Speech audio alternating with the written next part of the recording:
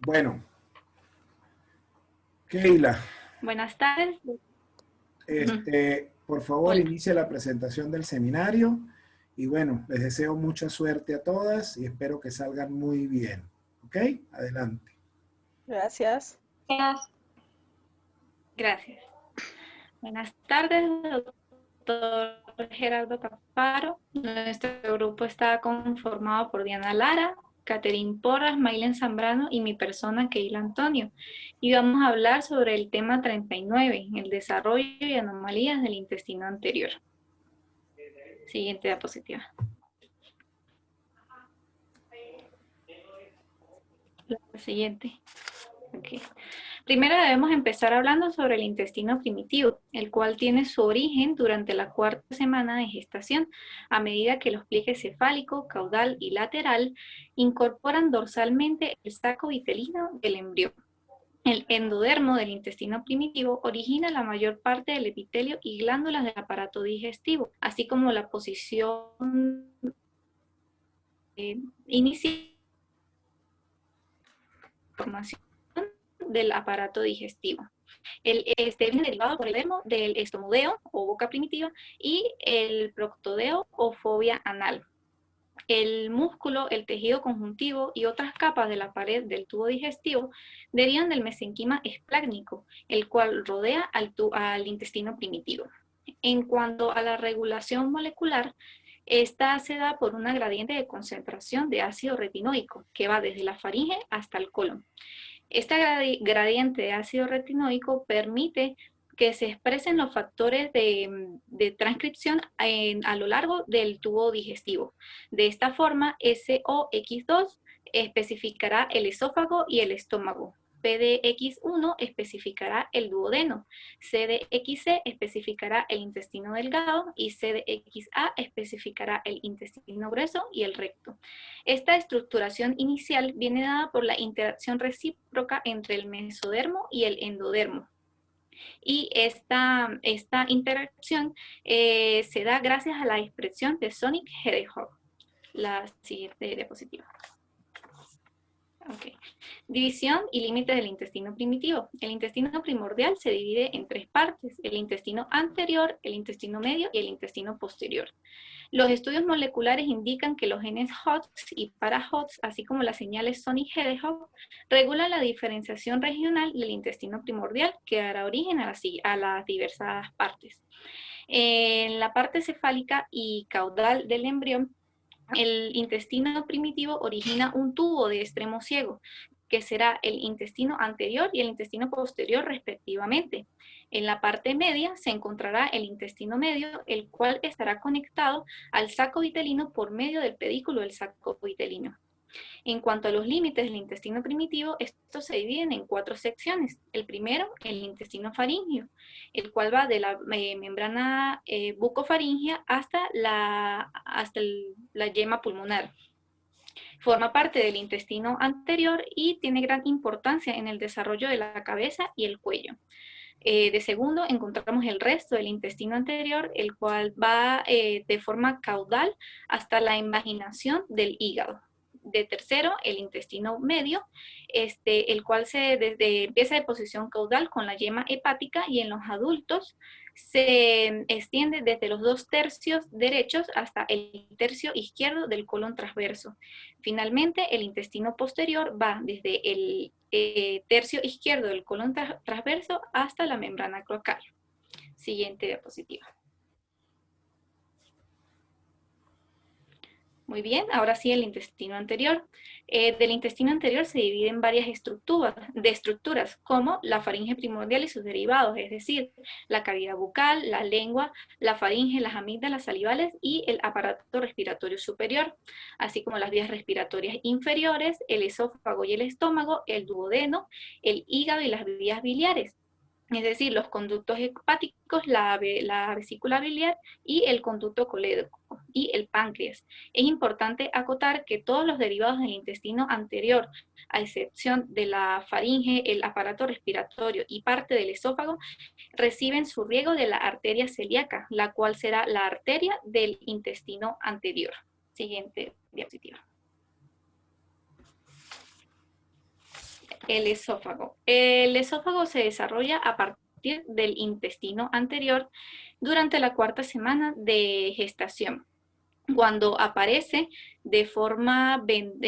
cuando aparece el divertículo respiratorio o yema pulmonar de forma ventral al intestino primitivo, justo en el límite del intestino faríngeo. El tabique traqueoesofágico se cierra y separa el divertículo respiratorio de la porción posterior del intestino primitivo. De esta forma, el intestino primitivo queda dividido en dos partes, una porción ventral que tendrá el primordio respiratorio, es decir, los bronquios, la laringe, los pulmones y la tráquea, y una porción dorsal que será el esófago. El esófago al principio es corto, pero cuando los pulmones y el corazón descienden, este se alarga rápidamente. El esófago alcanza su longitud relativa a finales de la séptima semana. El epitelio y las glándulas derivarán del endodermo. El epitelio prolifera y oblitera parte o casi la totalidad de la luz, pero normalmente se recanaliza hacia finales del periodo embrionario. El músculo estriado, que forma la capa muscular externa del esófago, que se encuentra en el tercio superior del mismo, estará derivado por el mesenquima esplátnico de los arcos branquiales, mientras el músculo liso, que se encuentra en el tercio inferior del esófago, se derivará del mesenquima esplátnico circundante. Ambos tipos de músculo están inervados por el nervio vago o décimo par craneal, que inerva los arcos faringeos caudales. La siguiente diapositiva. Dentro del esófago se pueden encontrar varias anomalías esofágicas, tales como la atresia esofágica, que es producida por la derivación del tabique traqueoesofágico en dirección posterior. Esto ocurre cuando el esófago tiene una incorrecta canalización en la octava semana del desarrollo. Un feto con atresia esofágica es incapaz de deglutir el líquido amniótico, por lo tanto, este no puede pasar al intestino para su absorción y no puede pasar mediante la placenta a la sangre de la madre para su expulsión, lo que produce polihidramnios, que es la acumulación excesiva de líquido amniótico. Los recién nacidos con atresia esofágica pueden parecer sanos y sus primeras degluciones suelen ser normales, pero de forma súbita devuelven el líquido por la boca y la nariz, lo que puede producir insuficiencia respiratoria. En la imagen se pueden ver los tipos de atresia esofágica junto con su frecuencia. La imagen A es la más común de todas. La más común de todas. Aquí con un 90% de frecuencia. Aquí la parte superior del esófago tiene un extremo cerrado, mientras la parte inferior del esófago se encuentra conectado a la tráquea. La imagen B, un poco menos común, con 4% de frecuencia. Aquí tanto la parte superior como inferior del esófago se encuentran cerrados y no están conectados entre sí. La imagen C es una fístula traqueoesofágica. Aquí el esófago tiene una parte conectada a la tráquea. La imagen D, mucho menos común, con 1% de frecuencia. Aquí la parte superior del esófago se encuentra conectada a la tráquea, mientras la parte inferior posee un extremo cerrado. Finalmente, la imagen E, igualmente muy poco común, con 1% de frecuencia, pero puede ser la más peligrosa. Aquí, tanto la parte superior como la parte inferior del esófago se encuentran conectados a la tráquea, pero de forma separada. Estenosis esofágica. Es el resultado de la recanalización incompleta del esófago durante la octava semana, aunque también puede producirse por el desarrollo incorrecto de los vasos sanguíneos de la zona afectada. La estenosis puede producirse en cualquier zona del esófago, pero normalmente se produce en el tercio distal, ya sea en la membrana o en una porción larga del esófago. La estenosis esofágica produce la atrofia en la pared del esófago de la zona afectada, como se puede ver en la imagen. Y el esófago corto. El esófago normalmente es corto y si no se desarrolla bien junto con el tórax y el cuello, una parte del estómago atravesará el hiato esofágico hacia el tórax, lo que formará una hernia hiatal congénita, como se puede observar en la imagen. Ahora sigue Diana.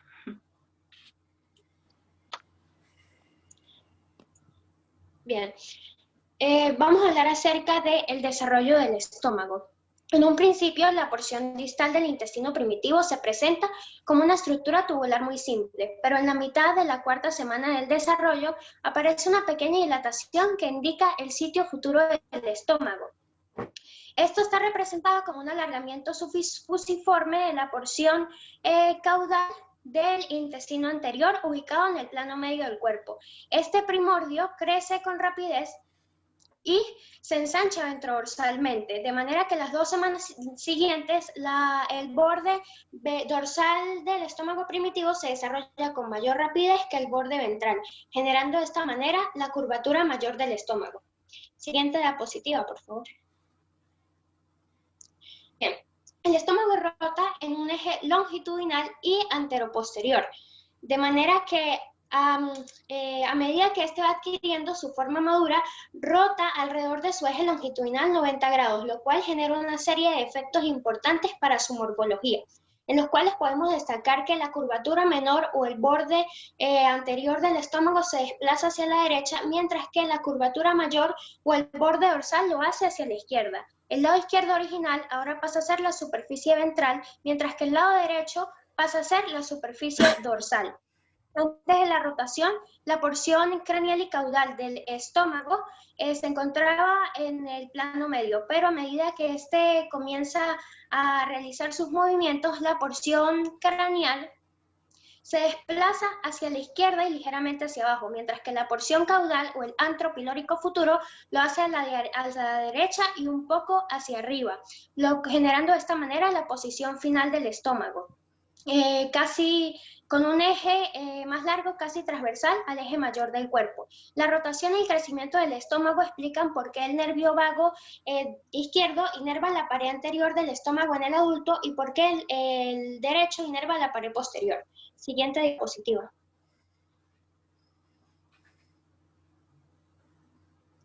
El estómago se encuentra sujeto de la pared dorsal de la cavidad abdominal a través del mesenterio dorsal o el mesogastrio dorsal primordial, que en un inicio se encuentra ubicado en el plano medio, pero que se desplaza hacia la izquierda durante los movimientos de rotación del estómago y la formación de la bolsa epiploica, el saco peritoneal menor, o también llamado la bolsa omental. El mesenterio ventral se desplaza hacia la derecha y se encarga de unir el estómago al duodeno con el hígado y la pared abdominal anterior. La bolsa epiploica se forma ya que a partir del mesénquima surgen una serie de hendiduras y cavidades aisladas en el mesogastrio dorsal. Cuando estas hendiduras se fusionan, forman una cavidad única denominada la bolsa epiploica, bolsa omental o el saco peritoneal menor. A medida que el estómago se va alargando, este receso genera un espacio en la cavidad peritoneal, de manera que se va a ubicar en la pared, entre la pared posterior y la pared, entre la pared posterior del abdomen y el mesenterio. La bolsa epiploica, la parte superior de la porción cefálica de la bolsa epiploica es interrumpida con el desarrollo del diafragma, generando un espacio cerrado denominado la bolsa infracardíaca, que si persiste se va a ubicar medialmente en la porción basal del pulmón derecho. La parte inferior de la porción cefálica de la bolsa epiploica persiste como el receso inferior, el receso superior de la bolsa epiploica. A medida que el estómago rota y el mesenterio dorsal se alarga, en la bolsa epiploica aparece el receso inferior de la bolsa epiploica, también llamado el epiplón mayor. Esta membrana de 4 capas sobrepasa los intestinos en desarrollo y el receso inferior de la bolsa epiploica va a desaparecer a medida de que las capas del epiplón mayor se vayan fusionando. La bolsa epiploica mantiene su contacto con una parte principal de la cavidad peritoneal a través de una abertura que se denomina el agujero colédoco. Este agujero se encuentra en el adulto por detrás del borde libre del epiplón menor. Siguiente diapositiva. Entre las anomalías del estómago, una de las más frecuentes es la estenosis pilórica hipertrófica congénita y consiste en la hipertrofia de la musculatura circular y en menor grado longitudinal de la porción distal esfinteriana del estómago, lo cual genera un estrechamiento intenso del conducto pilórico, por lo tanto hay una obstrucción del paso de los alimentos. Generalmente esta estenosis ocasiona que el contenido gástrico sea expulsado con gran fuerza, generando vómitos en proyectil. Es una de las anomalías más comunes y puede presentarse en la vida fetal y de 3 a 5 días luego del nacimiento. Siguiente diapositiva. Ok, el duodeno se desarrolla en la 4ª semana de gestación a partir de la porción terminal del intestino anterior y la porción cefálica del intestino medio. Las dos partes del duodeno se unen justo distales al origen del conducto colédoco. Estas dos partes crecen rápidamente y generan un asa en forma de C que se proyecta ventralmente, de manera que la unión del intestino anterior con el medio y su punto de fijación al conducto colédoco se da en el vértice del asa duodenal embrionaria. Con los movimientos del estómago, esta asa duodenal embrionaria se desplaza hacia el lado derecho, quedando de forma retroperitoneal, es decir, por fuera del peritoneo. La rotación de esta asa duodenal embrionaria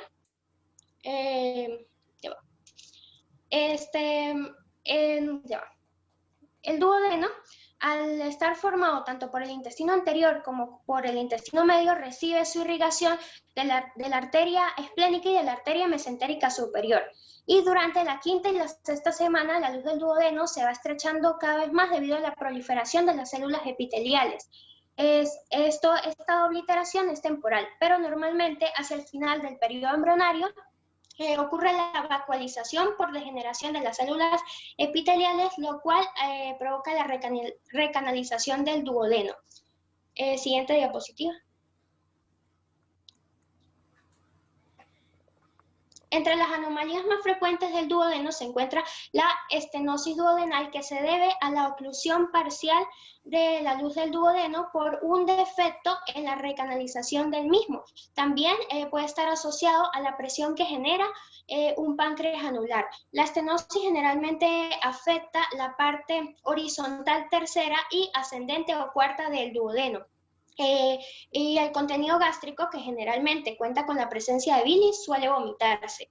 En la atresia duodenal consiste en la oclusión completa de la luz del duodeno. Recordemos que durante el desarrollo el duodeno se ocluye, pero si no ocurre la recanalización puede bloquearse un segmento del mismo. Este bloqueo generalmente ocurre en el punto de unión entre el conducto colédoco y el pancreático, es decir, en la ampolla hepatopancreática, aunque también suele afectar a la parte horizontal tercera del duodeno. La atresia duodenal familiar se hereda de manera autosómica recesiva, y en los lactantes con atresia se comienzan los vómitos a las pocas horas del nacimiento, así como también comienzan los vómitos en las pocas horas del nacimiento, y también hay una distensión notable de la región epigástrica debido al llenado excesivo de líquido del estómago y la parte superior del duodeno. Esta anomalía congénita puede presentarse aislada, aunque también suele presentarse en compañía de otras anomalías como el síndrome de Down, anomalías cardiovasculares, malformaciones anorrectales. También genera polihidratios, ya que la atresia impide el paso del líquido amniótico hacia el intestino para su absorción. Ahora es turno de mi compañera Catherine Porras. Desarrollo del hígado y el aparato biliar. Origen y desarrollo del divertículo hepático. El primordio hepático aparece a la mitad de la 3ª semana como una prominencia del epitelio endodérmico en la parte caudal del intestino anterior. Esta prominencia, llamada divertículo hepático o yema hepática, está formada por células en rápida proliferación que penetran en el tabique transverso. Es decir, en la placa mesodérmica situada entre la cavidad pericárdica y el pedículo del saco vitelino. Mientras las células hepáticas continúan penetrando en el tabique transverso, la conexión entre el divertículo hepático y el intestino anterior duodeno se estrecha y forman el conducto colédoco. La parte caudal más pequeña del divertículo hepático se convierte en el aparato biliar y el tallo lo forma el conducto cístico. El hígado, la vesícula biliar, el hígado, la vesícula biliar y las vías biliares se originan al principio de la cuarta semana. Los FGF, factor de crecimiento de fibroblasto, secretados por el corazón en desarrollo, interactúan con las células bipotenciales e inducen a la formación del divertículo hepático. El divertículo hepático crece con rapidez y se divide en dos partes, a medida que se desarrolla en el mesenterio ventral. La porción caudal es la más grande, que es el primordio hepático. Las células en proliferación originan cordones hepáticos que se entrelazan con las células hepáticas. Los cordones hepáticos se anastomosan en las superficies que están recubiertas por endodermo en los sinusoides hepáticos. Las células hematopoyéticas, las células de Kupffer, las células del tejido conjuntivo derivan del mesodermo del tabique transverso. El hígado crece rápidamente y entre la semana quinta a la 10ª ocupa gran parte de la cavidad abdominal. La cantidad de sangre oxigenada que fluye desde el cordón umbilical hasta el hígado está encargada del desarrollo y la segmentación del hígado. Los lóbulos derecho o izquierdo al principio son aproximadamente del mismo tamaño, pero pronto el lóbulo derecho comienza a hacerse más grande. La hematopoiesis empieza en la 6ª semana y es lo que le da un color rojizo y brillante al hígado. En la 9ª semana, el hígado representa aproximadamente el 10% del peso total del feto. Entre las células hepáticas y las paredes de los vasos se encuentran grandes centros de células en proliferación que producen glóbulos rojos y glóbulos blancos. Esta actividad disminuye gradualmente en los dos últimos meses de vida intrauterina. Y en el momento del nacimiento solo quedan pequeños islotes hematopoyéticos y entonces el hígado solo representa el 5% del peso corporal total. En la 12ª semana las células hepáticas comienzan a formar bilis. La bilis entra en el duodeno a través del conducto colédoco. Después de la semana 13. Lo que produce que el contenido intestinal tenga un color verde oscuro. Mesenterio ventral. Siguiente diapositiva, por favor.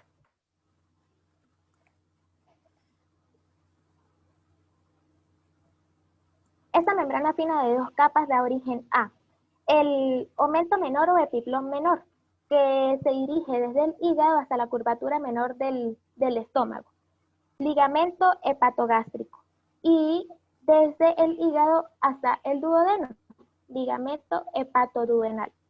Y el ligamento falciforme que se extiende desde el hígado hasta la parte abdominal ventral. La vena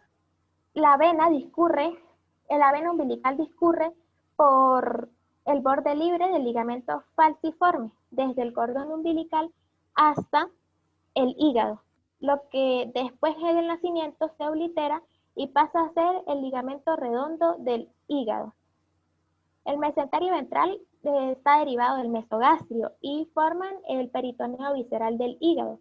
El hígado está recubierto por el peritoneo, menos en la cavidad, en la parte que se encuentra desnuda porque tiene un contacto directo con el diafragma. Siguiente diapositiva, por favor.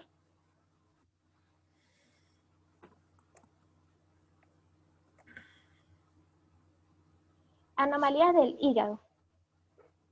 Las variaciones menores de la lobulación del hígado son comunes, pero las anomalías congénitas del hígado son muy raras. Las variaciones de los conductos hepático, conducto cístico, conducto colédoco es frecuente.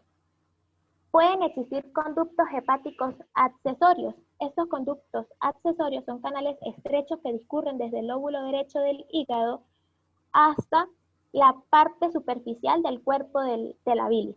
Y en algunos casos, el conducto cístico se abre en un conducto cístico accesorio y en lugar de un conducto hepático común. La atresia biliar extrahepática es la anomalía más grave del sistema biliar extrahepático y se produce en uno de cada 10.000 a 15.000 niños que nacen vivos. Esta anomalía del aparato biliar extrahepático se produce por la obliteración de las vías biliares a nivel de la porta hepatis, que es una fisura transversa a nivel de la superficie visceral del hígado a un nivel superior. Esto se produce por el fracaso del procedimiento de la remodelación del hilio o por infecciones o reacciones inmunitarias al final del desarrollo fetal.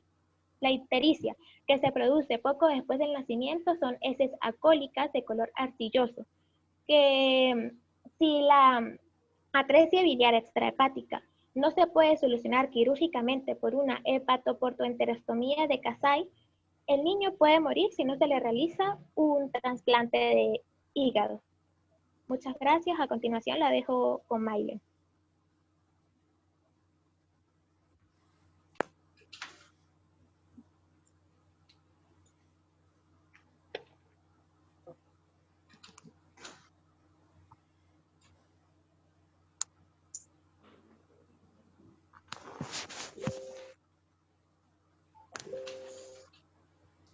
Desarrollo del páncreas. El páncreas se desarrolla entre las capas del mesenterio a partir de las yemas pancreáticas dorsal y ventral de células endodérmicas, que se originan en la parte caudal o dorsal del intestino anterior y se encuentran en desarrollo hacia la parte proximal del duodeno. La mayor parte del páncreas deriva del brote pancreático dorsal, que es más grande y se desarrolla a una distancia ligeramente craneal del brote ventral y crece rápidamente entre las capas del mesenterio dorsal. Primero aparece la yema pancreática dorsal, que es más grande y, como lo acabo de decir, se desarrolla un poco craneal la yema pancreática ventral, mientras que esta se desarrolla cerca de la entrada del conducto del colédoco. Y cerca de la entrada del conducto del colédoco dentro del duodeno y crece rápidamente entre las capas del mesenterio ventral. Cuando el duodeno gira hacia la derecha y adopta forma de C, la yema pancreática ventral se desplaza dorsalmente con el conducto colédoco y después se sitúa posteriormente a la yema pancreática dorsal, para después fusionarse con ella. La yema pancreática ventral forma el proceso uncinado y parte de la cabeza del páncreas. Cuando los brotes pancreáticos se fusionan, sus conductos se anastomosan. Cuando el estómago, el duodeno y el mesenterio ventral rotan, el páncreas se sitúa a lo largo de la pared dorsal del estómago. El conducto pancreático principal se forma a partir del conducto de la yema ventral y la parte distal del conducto de la yema dorsal.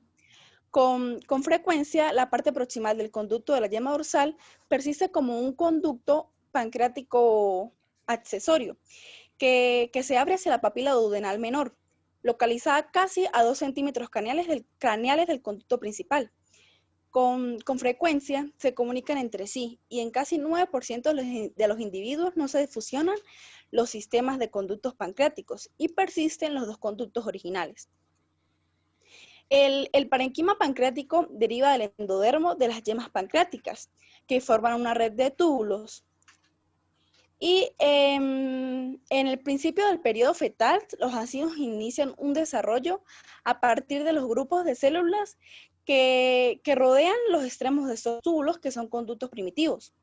Los hilostes pancreáticos se desarrollan a partir de grupos de células que se separan de los túbulos y pronto se sitúan entre los ácidos.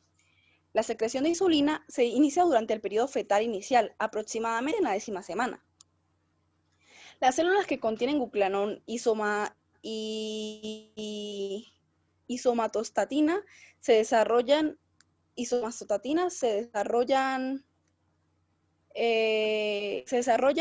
antes de la diferenciación de las células secretorias de insulina. A medida de que el feto crece, también aumenta el contenido pancreático total de insulina y también de glucagón. La envoltura de tejido conjuntivo y los tabiques interlobulillares del páncreas se desarrollan a partir del mesenquima asplácnico.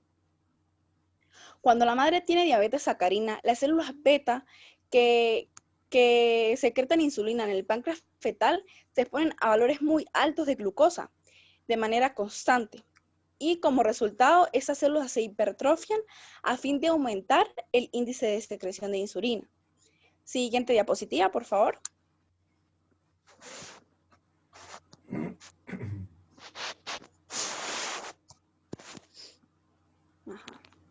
Las anomalías del páncreas. Con frecuencia se localiza tejido pancreático accesorio en las paredes del estómago, del duodeno y de un divertículo ileal. Hablando del páncreas anular, consiste en el crecimiento de una yema pancreática ventral bífida alrededor del duodeno. Y cuando se fusionan las porciones de la yema ventral bífida y la yema dorsal, se crea un anillo pancreático, lo cual causa la obstrucción duodenal. La porción anular del páncreas se define como una banda plana, delgada, de tejido pancreático que rodea la parte descendente o la segunda porción del duodeno. Y un páncreas anular puede llegar a ocasionar la obstrucción del duodeno después del nacimiento o ya en la vida adulta. En pacientes con este páncreas anormal se puede observar pancreatitis y úlcera peptídica. Siguiente diapositiva, por favor.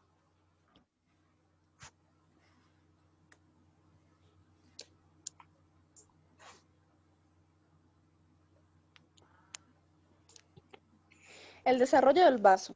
Es un órgano linfático vascular grande que se deriva de una masa de células mesenquimatosas y que aparecen entre las capas del mesogastrio dorsal. Inicia su desarrollo durante la 5ª semana, pero adquiere su forma característica desde el inicio de la vida fetal, desde el inicio del periodo fetal, perdón.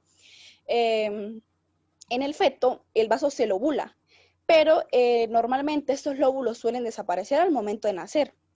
Las escotaduras del borde superior del vaso adulto son remanentes de los surcos que separan los lobulillos fetales. A medida de que el estómago gira, se fusionan la porción izquierda del mesogastrio dorsal con el peritoneo sobre el riñón izquierdo. Esta fusión explica la unión dorsal del ligamento esplenorrenal, y el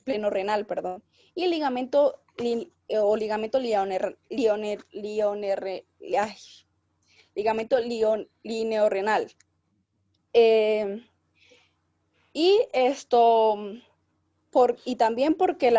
También porque la arteria esplénica del adulto, la rama mayor del tronco celíaco, sigue un trayecto bastante tortuoso, atrás de la bolsa epiploica y delante del riñón izquierdo.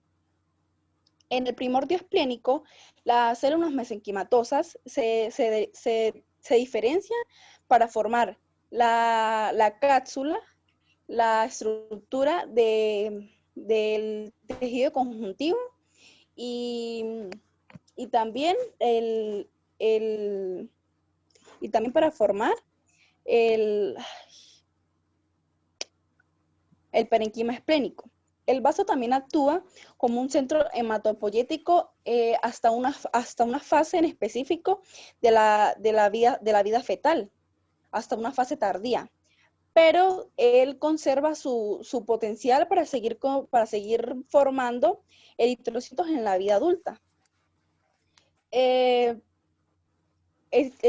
Hablando de los vasos accesorios, se encuentran, se pueden desarrollar una o más masas esplénicas pequeñas que se encuentran cerca del hilio del páncreas o vecinas a la cola del páncreas, perdón, cerca del hilio del vaso o vecinas a la cola del páncreas. Se pueden encontrar en alrededor de del 10% de las personas. Y estos vasos accesorios son aproximadamente 1 centímetro de diámetro. Un vaso accesorio suele encontrarse en parte o en su totalidad en la cola del páncreas o en el ligamento gastroplénico. Siguiente diapositiva.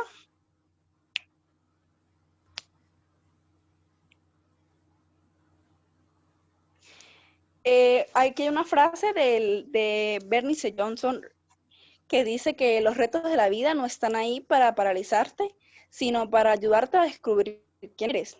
La pusimos haciendo referencia a que a pesar de tantas circunstancias y tantos problemas que este año se han presentado y nos han llevado a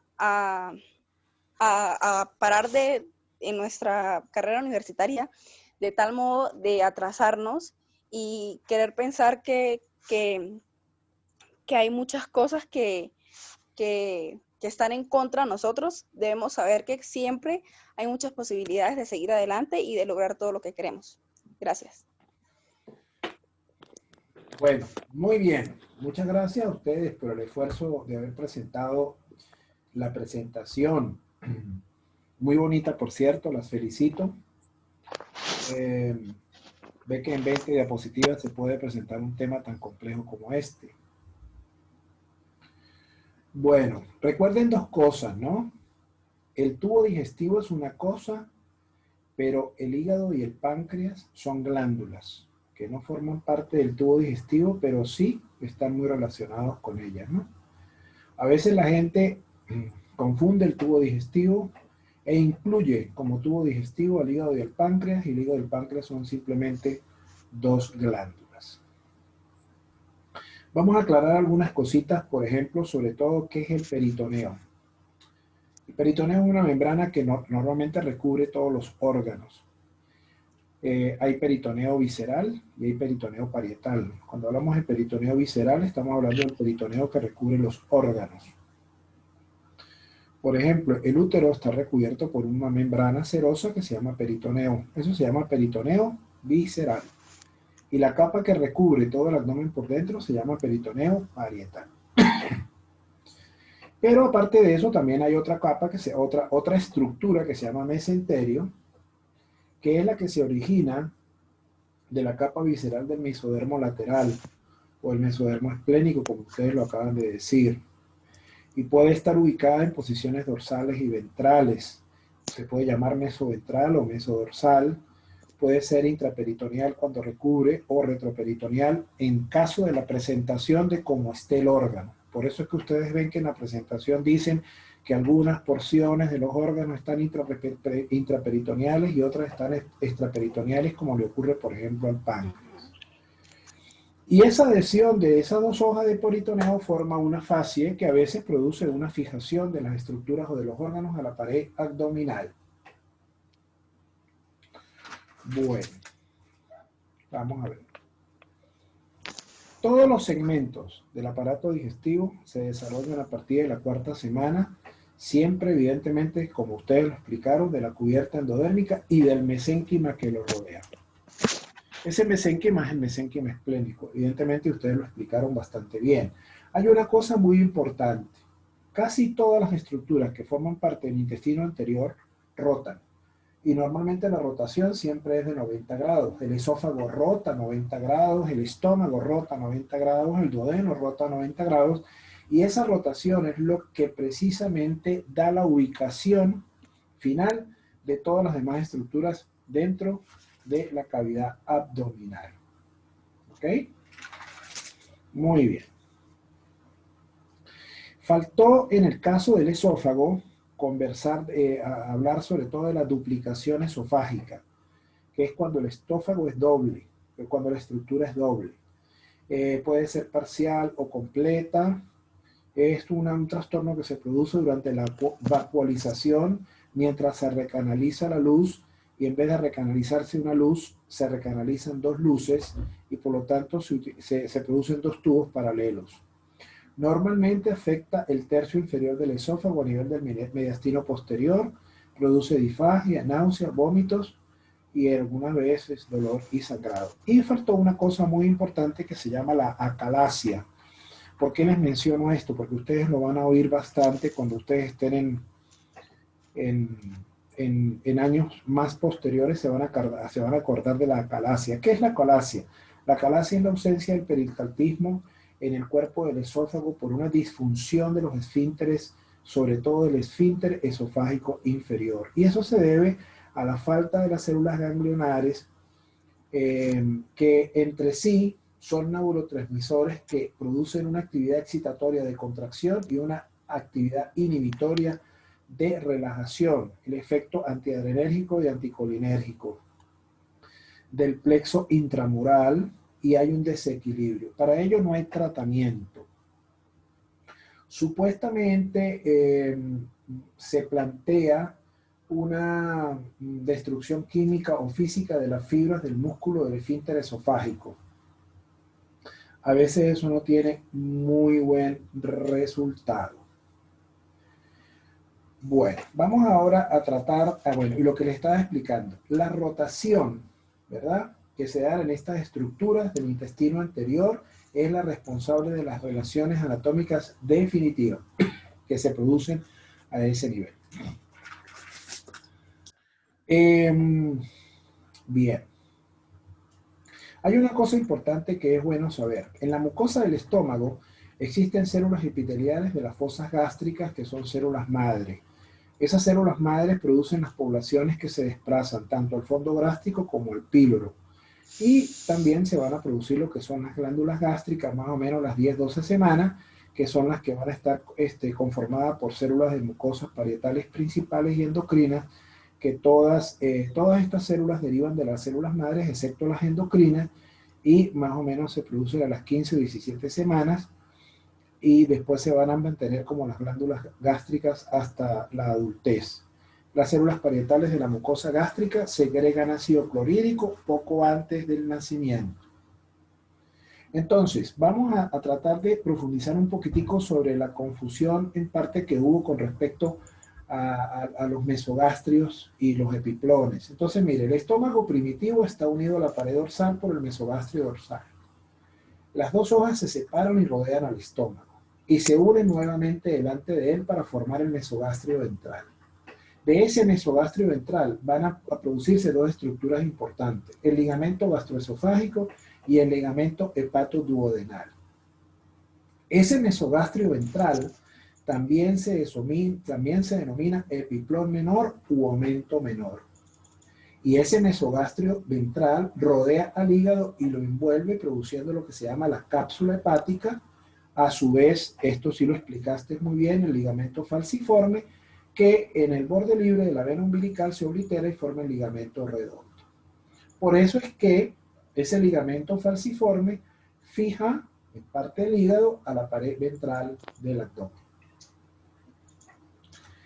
Hay una cosa interesante que sería bueno mencionarla con respecto, bueno, eso lo vamos a hablar cuando lleguemos a la parte del hígado, porque ahí lo solicitan en el programa, hablan de lo que es el septum transverso. Entonces vamos a profundizar un poquitico sobre eso, ¿ok? Sobre el tabique transverso, porque cuando se habla de las glándulas anexas y se habla del hígado, Entonces se dice que el endodermo del intestino anterior más el mesodermo esplético del tabique transverso. Entonces la gente dice, bueno, ¿y qué es ese tabique transverso? ¿Qué es el septum transverso? Entonces, bueno, ¿qué es el septum transverso? Es un tabique transversal del mesodermo que se va a transformar como el tendón central del diafragma. Pero antes que ocurra eso, esta placa gruesa de tejido mesodérmico que ocupa el espacio entre la cavidad torácica y el conducto vitelino es el primordio de lo que va a ser el tendón del diafragma, y eso lo que nos va a producir a nosotros es que esa yema hepática junto con ese septum transverso es lo que nos va a producir a nosotros el desarrollo como tal del hígado. Ahorita se los voy a explicar más adelante para que se den cuenta. Entonces, esa evaginación de la pared de la porción distal del intestino anterior que forma la yema o el divertículo hepático se introduce al crecer y se introduce dentro del mesodermo ventral en el tabique transverso, que es el mesodermo esplánico. Y esa formación del tabique, esa formación de ese divertículo esplánico, de ese divertículo hepático, más el mesodermo esplánico que rodea el intestino anterior, es lo que se va a producir como una especie de inducción. ¿Para qué? Para que a nivel del interior de ese mesodermo ventral, que también se denomina tabique transverso, se produce el crecimiento y la diferenciación del divertículo hepático, que como ustedes lo explicaron muy bien, pues tiene dos partes, una craneal y una caudal, y cada una de ellas produce las estructuras que producen. Una produce los primordios vesiculares, la vesícula biliar y el conducto cístico, y la otra produce el primordio hepático con el hígado, los conductos biliares y el colédoco, porque de ahí es donde nace la yema hepática. Entonces, esa yema hepática cuando crece, alguien mencionó unas células bipotenciales, y eso está muy bien, que son los hepatoblastos, son los que se quedan cerca de la vena porta y son las que producen las células epiteliales de los conductos biliares intrahepáticos. Y las otras se transforman en hepatocitos y en cordones hepáticos. Entonces esa inducción que se produce de la yema hepática cuando entra al tabique transverso tiene esta importancia.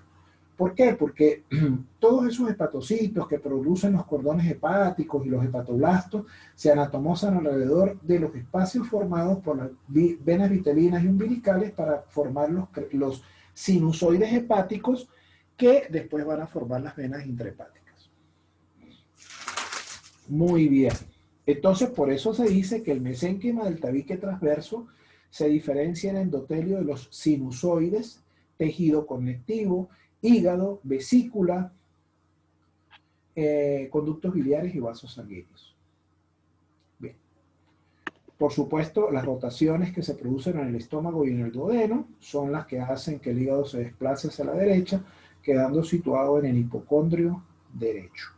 Los hepatocitos tienen una función en el metabolismo de las moléculas de la dieta, destoxificación de compuestos, almacenamiento de glucógeno, y secretan la bilis, que como lo dijo la compañera, prácticamente se produce por la degradación de la hemoglobina y se deposita en la vesícula para después ser expulsada al duodeno, y es lo que le da la coloración a las heces. Y eso que habló ella, que la semana 13 la bilis llega al duodeno y produce un color verde oscuro de las heces que se llama beconio, es muy cierto. Y eso es así. Muy bien. Vamos a ver. Con respecto a lo del páncreas, está bastante chévere. Hay que tener importante dos cosas. El conducto pancreático principal se forma por la porción principal de la yema ventral más la porción distal de la yema dorsal.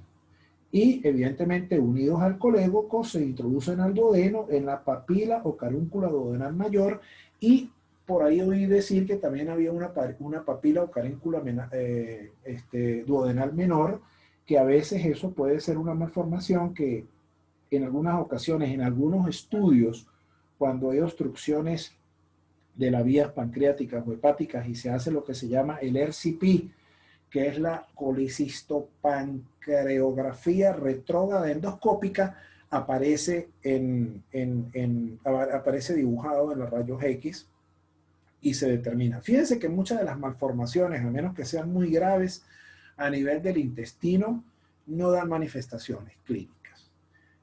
Nosotros podemos encontrar páncreas accesorios, vasos accesorios, podemos encontrar dobles conductos císticos, y eso pues no afecta en nada la evolución. Pero sí hay malformaciones que puede complicar un poquitico